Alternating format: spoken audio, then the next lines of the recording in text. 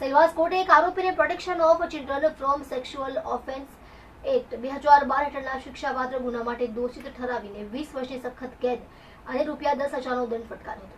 જો દંડ ન ભરે તો વધુ 6 મહિનાની સાદી કેદની સજા સંભળાવી હતી. દાનાની એક સગીર વયની યુવતીને આરોપી વિષ્ણુ વિજય મંડળ બિહારના ભાગલપુર ભગાડી ગયો હતો, જેની ફરિયાદ સગીરની માતાએ સેલવાસ પોલીસ સ્ટેશનમાં નોંધાવી હતી. પોલીસ તપાસ દરમિયાન સગીર યુવતી અને આરોપીના લોકેશન બિહારના ભાગલપુરમાં હોવાનું જાણવા મળ્યું હતું.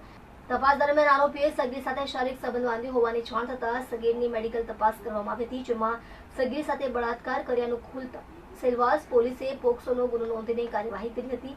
સેલવાસ કોર્ટે આરોપી વિષ્ણુ વિજય મંડલને protection of children from sexual offence act 2012 હેઠળના શિક્ષાપાત્ર ગુના માટે દોષિત ઠરાવી 20 વર્ષની સખત કેદ અને ₹10,000નો દંડ ફટકાર્યો હતો. જો દંડ ન ભરે તો વધુ 6 મહિનાની સાદી કેદની સજા સંભળાવી હતી. આ કેસમાં સરકારી વકીલ NM રાઠોડે સગીરા વતી દલીલ કરી હતી.